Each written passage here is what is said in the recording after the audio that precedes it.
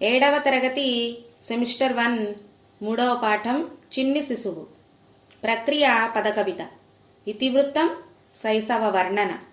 కవి తాళపాక అన్నమయ్య గారు. వినడం, ఆలోచించి మాట్లాడడం. మొదటి ప్రశ్న, పై చిత్రాలు చూడండి, చిత్రాల గురించి మాట్లాడండి. పిల్లలు పై చిత్రాలు చూస్తున్నారా? ఎవరు కనిపిస్తున్నారు? మనకి శిశువులు కనిపిస్తున్నారు. ఈ చిత్రాలన్నీ కూడా ఒకసారి గమనించినట్లయితే ఈ శిశువుల యొక్క మార్పులు మనకి కనిపిస్తున్నాయి. అలాగే వారి ప్రవర్తన విధానం కనిపిస్తూ ఉంది. ఇక రెండవ ప్రశ్న, పిల్లలు ఎవరెవరు ఏమేం చేస్తున్నారు ఊహించి చెప్పండి. జవాబు, మొదటి చిత్రంలో ఉన్న శిశువు వెల్లికిలా పడుకుని కాళ్ళు చేతులు ఆడిస్తూ ఉన్నటువంటి విధానం మనం ఊహించవచ్చు. రెండవ శిశువు బోర్లా పడుకున్నాడు. మూడవ శిశువు కాళ్లతో చేతులతో పాకుతూ ఉన్నాడు. నాలుగవ శిశువు బొమ్మలతో ఆడుతూ ఉన్నాడు. ఐదవ శిశువు సైకిల్ ఎక్కి తొక్కుతూ ఉన్నట్లుగా మనం ఊహించి చెప్పవచ్చు. ఉద్దేశం, తల్లిదండ్రులు తమకు పుట్టిన శిశువును చూసి ఆనందిస్తారు. ఆ చిన్నారిని కన్నా, చిన్న, నాన్న, బుజ్జి అని రకరకాల ముద్దు పేర్లతో పిలుస్తూ ఉంటారు. ఆ శిశువు నవ్వులు, చేష్టలు చూసి మురిసిపోతుంటారు. అలా అన్నమయ్య బాలకృష్ణుని బాల్యాన్ని ఊహించాడు. దానిని వర్ణించిన తీరును చెప్పడమే ఈ పాఠ్యాంశ ఉద్దేశం. కవి పరిచయం. తాళపాక అన్నమాచార్యులు 9వ తారీఖు 5వ నెల 1408వ సంవత్సరంలో జన్మించారు. 23వ తారీఖు 2వ నెల 1503వ సంవత్సరం వరకు జీవించారు. అన్నమాచార్యులు కడప జిల్లా తాళపాక గ్రామంలో జన్మించారు. తల్లి లక్కమాంబ, తండ్రి నారాయణ సూరి. అన్నమయ్య క్రీస్తు శకం 1408 1503 మధ్యకాలంలో జీవించారు. అన్నమయ్య తెలుగులో తిరుమల శ్రీ వెంకటేశ్వర స్వామిని స్తుతిస్తూ 32,000 సంకీర్తనలు రచించిన వాగ్గేయకారుడు. అవేగాక 12 శతకాలు, ద్విపద రామాయణం, సంకీర్తన లక్షణం, శృంగార మంజరి, వెంకటాచల మహాత్మ్యం మొదలైనవి కూడా రచించారు. ఇందులో కొన్ని అలభ్య రచనలున్నాయి. అన్నమయ్య తన రచనలను శ్రీ వెంకటేశ్వర స్వామికి అంకితం చేశాడు. అన్నమయ్యకు పదకవితా పితామహుడు అనే బిరుదు ఉంది. పిల్లలు, అన్నమయ్య భక్తిభావంతో బాలకృష్ణుని బాల్య చేష్టలను కళ్లకు కట్టినట్లుగా వర్ణించారు. మనం తెలుసుకుందామా?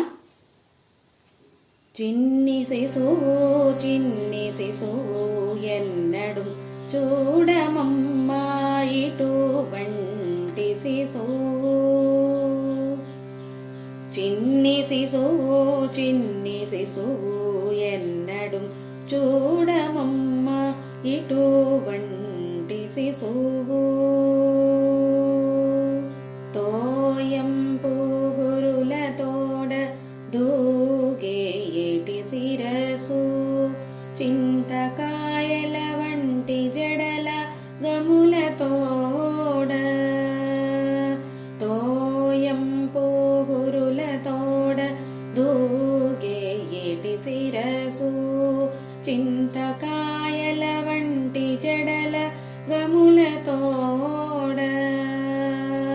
బ్రోయుచున్న కనకపు మూవల పాదాలతోడ పాయక యశోద వెంట పారాడు శిశువు.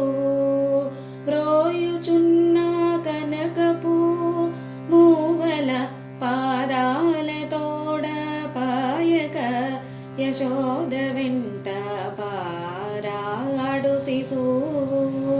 చిన్ని శిశువు చిన్ని శిశువు ఎన్నడు చూడమమ్మా ఇటువంటి శిశువు. ముద్దుల వ్రేళ్ల తోడ మొరవంక యుంగరాల నిద్ద పుంజేతుల పైడి బొద్దుల తోడ. ముద్దుల వ్రేళ్ల తోడ మొరవంక యుంగరాల నిద్ద పుంజేతుల పైడి బొద్దుల తోడ. అద్ద పుంజెక్కుల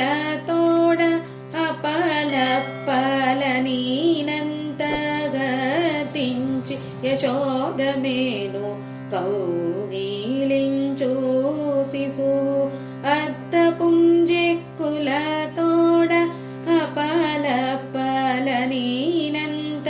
గతించి యశోదమేను కౌగిలించు శిశువు చిన్ని శిశువు ఎన్నడు జూడమమ్మా ఇటువంటి శిశువు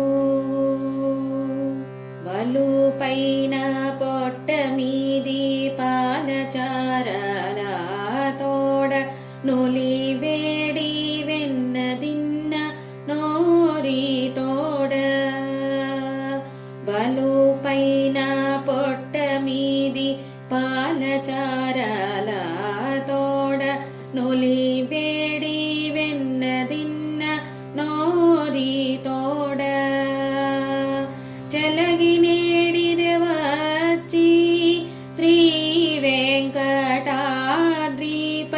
నిలిచి లోకములెల్ల నిలిపిన శిశువు చలగి నేడిదెవచ్చి శ్రీ వెంకటాద్రిపై నిలిచి లోకములెల్ల నిలిపిన శిశువు చిన్ని శిశువు ఎన్నడు చూడమమ్మా ఇటువంటి శిశువు ఇటువంటి శిశువు. పిల్లలు, చిన్ని శిశువు గేయం యొక్క వివరణ తెలుసుకుందాం. పల్లవిలో చిన్ని శిశువు ఎన్నడూ చూడమమ్మా ఇటువంటి శిశువు అన్నారు. చిన్ని శిశువు అంటే చిన్న బిడ్డ, చంటి పాపని ఎన్నడూ చూడమమ్మా అంటే ఎప్పుడూ చూడమమ్మా ఇలాంటి శిశువు అంటే ఆ శిశువు యొక్క చేసేటటువంటి చిత్రాలు అతి చిత్రంగా అతి మధురంగా ఉన్నాయి. కాబట్టి ఆయన అన్నమయ్య గారు, కవి అయినటువంటి అన్నమయ్య గారు ఇలాంటి శిశువుని, ఆ శిశువు ఎవరు? బాలకృష్ణుడు. ఆ బాలకృష్ణుని ఎన్నడూ చూడమమ్మా ఇలాంటి శిశువుని అంటూ పల్లవిలో మనకి తెలియపరుస్తున్నారు. మొదటి చరణంలో తోయంపు గురుల తోడ దూగేటి శిరసు చింతకాయల వంటి జడలగముల తోడ మ్రోయుచున్న కనకపు మువ్వల పాదాల తోడ పాయక యశోద వెంట పారాడు శిశువు అన్నారు. అంటే శిరసు అంటే తలభాగం ఎలా ఉంది, ఆ తలభాగంతో ఆయన తలభాగం యొక్క స్థితి ఎలా ఉంది, అలాగే పాదాలు ఎలా ఉన్నాయి, ఆ పాదాలతో ఆయన ఏం చేస్తున్నారనే విధానాన్ని వర్ణించారు. తూగేటి శిరసు తోయంపు గురుల తోడ, తోయంపు అనగా అర్థము దట్టమైన లేదా పరివారం, గురుల తోడ అంటే కురులు అనగా వెంట్రుకలతో అంటే దట్టమైన వెంట్రుకలతో తూగేటి శిరసు ఊగుతూ ఉన్నటువంటి శిరసు ఎలా ఉంది? దట్టమైనటువంటి వెంట్రుకలతో కూడినటువంటి తలభాగము ఊపుతూ ఉన్నాడు. అలాగే చింతకాయల వంటి జడలగముల తోడ అన్నారు. జడలగము అనగా అర్థం జడల అల్లిక అని. ఆ జడల యొక్క అల్లిక ఎలా ఉంది? చింతకాయలను పోలినటువంటి జడల యొక్క అల్లికతో ఉంది ఆ శిరస్సు అంటున్నారు. అలాంటి శిరస్సు మాటిమాటికి ఊపుతూ ఉన్నాడు ఆ చిన్ని శిశువు. అలాగే మ్రోయుచున్న కనకపు మువ్వల పాదాలతోడ, కనకము అనగా బంగారం, మోగుతూ ఉన్నటువంటి కనకపు మువ్వల పాదాలతోడ, పాదాలకి మువ్వలు ఉన్నాయట, బంగారపు మువ్వలు. ఆ మువ్వలు మోగుతూ ఉన్నాయి.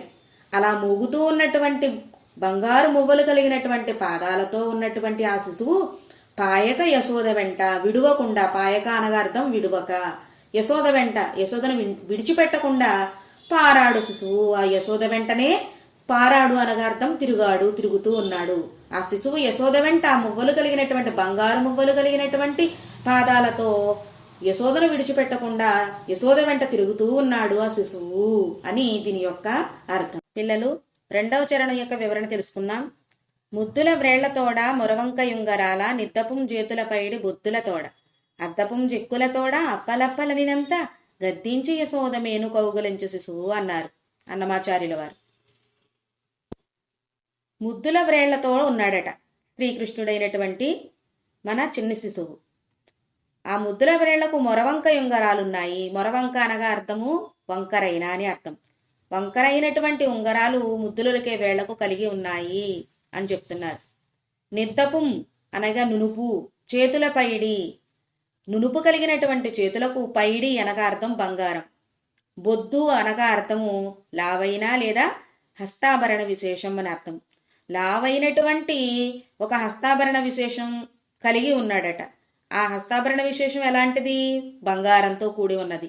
ఆ బంగారంతో కూడి ఉన్నటువంటి లావైన హస్తాభరణ విశేషం నునుపైనటువంటి చేతులకు కలిగి ఉంది అని చెప్తున్నారు. అంటే అవి కడియాలు అయి ఉండొచ్చు. అలాగే అద్దపం చెక్కులతోడ అప్పాలప్పాలనినంత. అద్దపం అనగా అర్థము దర్పణం. దర్పణం అంటే మెరిసేటటువంటి చెక్కిళ్ళు కలిగినటువంటి వాడై కలిగి ఉండి అప్పాలప్పాలన్నంత. అప్ప అనగా అర్థం అయ్యా అని. చూడండి, చిన్నపిల్లలు తల్లి ఒడిలో ఉన్నప్పుడు మనం ఎవరైనా చిన్నపిల్లల్ని చెక్కిళ్ళు ముద్దు చేసి ఇలా చెక్కిళ్ళని తాకినట్లయితే వెంటనే వాళ్ళు కేరింతలు కొడుతూ అరుస్తూ గట్టిగా వాళ్ళ యొక్క తల్లిని కౌగిలించుకుంటారు. అదేవిధంగా మన చిన్ని కృష్ణుడు కూడా గద్దించి అనగా అరచి లేదా మందలించి అని అర్థం. ఈ చిన్ని కృష్ణుడి యొక్క నునుపైనటువంటి అద్దల్లా మెరిసేటటువంటి చెక్కిళ్లను అప్ప అప్ప అనినంత, అయ్యా అయ్యా అని ముద్దు చేసినంత గద్దించి అరచి యశోద మేను, యశోద యొక్క మేను అనగా శరీరం, యశోద యొక్క శరీరాన్ని కౌగులించుకున్నాడు మన చిన్ని కృష్ణుడైనటువంటి ఈ చిన్ని శిశువు అని వివరించారు. పిల్లలు, 3వ చరణం యొక్క వివరణ తెలుసుకుందాం. బలుపైన పొట్టమీది పాలచారలతోడ నులివేడి వెన్నదిన్న నోరితోడ చెలగినేడిది వచ్చి శ్రీ వెంకటాద్రిపై నిలిచి లోకములెల్ల నిలిపిన శిశువు అన్నారు. అనగా ఈ చరణంలో అతని యొక్క పొట్ట ఎలా ఉంది, అతని యొక్క నోరు ఎలా ఉంది, అతను ఏం చేశాడు అని విశేషాన్ని ఈ చరణంలో మనకి తెలియజేశారు అన్నమయ్య గారు. బలుపైన పొట్ట మీది పాలచారలతోడ. బలుపు అనగా అర్థము బలము లేదా పుష్టి. పుష్టి అయినటువంటి పొట్ట మీద, బలం కలిగినటువంటి పొట్ట మీద పాలచారలతోడ, పాలచారలు కలిగి ఉన్నాయి. అంటే కడుపు నిండా పాలు త్రాగి ఉన్నాడు చిన్ని శిశువు. నులివేడి వెన్నదిన్న నోరితోడ. నులివేడి అనగా అర్థము నులివెచ్చని, వెన్న తిన్నటువంటి నోరితో ఉన్నాడు. తన నోటి నిండా నులివెచ్చని వెన్న కలిగి ఉంది. కడుపు నిండా పాలు తాగినటువంటి పాలచారలున్నాయి పొట్ట మీద. అలాగే నోటి నిండా నులివెచ్చని వెన్న తిన్నటువంటి నోరు కలిగినటువంటి వాడై ఉన్నాడు. అలాంటి చిన్ని శిశువు చెలగి అతిశయించి నేడు ఇదిగో వచ్చాడు, వచ్చి శ్రీ వెంకటాద్రిపై, శ్రీ వెంకటాచలంపై నిలిచాడు వెంకటేశ్వర స్వామిగా. లోకములెల్ల నిలిపిన శిశువు, లోకాలన్నింటినీ నిలబెట్టినటువంటి వాడు, అంటే లోకాలన్నింటినీ కాచి కాపాడి రక్షిస్తున్నటువంటి వాడై శ్రీ వెంకటేశ్వర స్వామిగా వెంకటాద్రిపై నిలిచి లోకాలను కాచి రక్షిస్తూ ఉన్నటువంటి వాడుగా దర్శనమిస్తున్నాడు అని దీని యొక్క వివరణ. పిల్లలు, సారాంశం ఒకసారి చదువుకుందాం. అన్నమయ్య భక్తిభావంతో చిన్ని కృష్ణుని బాల్యచేష్టలను కళ్లకు కట్టినట్లు వర్ణించారు. అమ్మలారా, ఇలాంటి చిన్ని శిశువును ముందెన్నడూ చూడలేదు. ఈ చిన్ని శిశువు తన శిరస్సు మాటిమాటికి ఊపుతున్నాడు. అతని జడలు చింతకాయల వలె వంకర్లు తిరిగి ఊగుతున్నాయి. తన లేలేత పాదాలకు ఉన్న బంగారు గజ్జలకు ఉన్న మువ్వలు గల్లు గల్లుమని మ్రోగుతున్నాయి. అలా ముద్దులొలికే శిశువు తల్లి యశోదను విడవకుండా అంటిపెట్టుకుని తిరుగుతున్నాడు. చిన్ని కృష్ణుని మృదువైన చేతివేళ్లు ముద్దొస్తున్నాయి. ఆ శిశువు చేతివేళ్లకు మెరిసే ఉంగరాలున్నాయి. అతని చెక్కిళ్ళు అద్దం వలె మెరుస్తున్నాయి. చిన్ని తండ్రి, చిన్ని తండ్రి అనగానే చిన్ని కృష్ణుడు ఆనందంతో అరుస్తూ కేరింతలు కొడుతున్నాడు. యశోద దగ్గరకు వెళ్లి ఆమెను గట్టిగా కౌగిలించుకున్నాడు. చిన్ని కృష్ణుడు కడుపు నిండా పాలు త్రాగాడు. తన బొజ్జ మీద కట్టిన పాలచారులు కనిపిస్తున్నాయి. నోటిలో నిలివెచ్చని వెన్న ఉంది. అలాంటి చిన్ని శిశువు నేడు వెంకటాచలంపై నిలిచి వెంకటేశ్వరునిగా దర్శనమిస్తున్నాడు. ఈ లోకాలన్నింటినీ కాపాడుతున్నాడని అన్నమయ్య వివరించారు.